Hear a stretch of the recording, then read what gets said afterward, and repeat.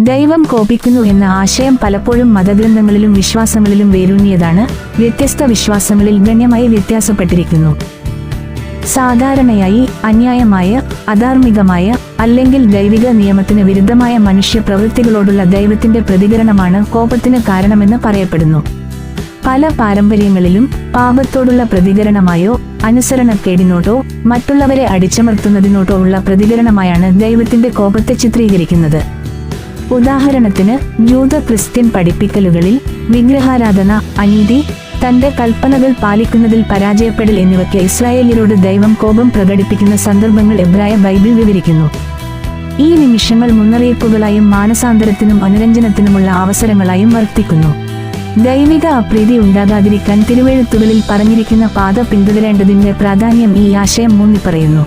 ദൈവിക സ്നേഹത്തിന്റെയും നീതിയുടെയും പശ്ചാത്തലത്തിലാണ് ദൈവത്തിന്റെ കോപം പലപ്പോഴും മനസ്സിലാക്കപ്പെടുന്നത് എന്നത് ശ്രദ്ധിക്കേണ്ടതാണ്. ഇസ്ലാമിൽ ദൈവത്തിന്റെ കോപം ഗദാബ് ഖുർആനിന്റെ പഠിപ്പിക്കലുകൾക്കും പ്രവാചകൻ മുഹമ്മദ് നബിയുടെ മാർഗനിർദ്ദേശത്തിനും എതിരായ പ്രവർത്തനങ്ങളുമായും ബന്ധപ്പെട്ടിരിക്കാം.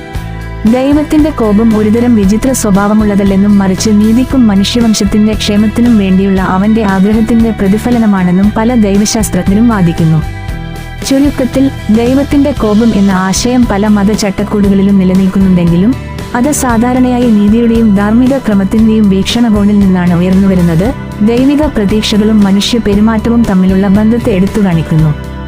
ഈ ആശയം മനസ്സിലാക്കേണ്ടത് പലപ്പോഴും വിശ്വാസികളെ അവരുടെ പ്രവൃത്തികളെക്കുറിച്ച് ചിന്തിക്കാനും അവരുടെ വിശ്വാസത്തിന്റെ പഠിപ്പിക്കലുകളുമായി പൊരുത്തപ്പെടാൻ ശ്രമിക്കാനുമാണെന്ന് കാണുന്നു.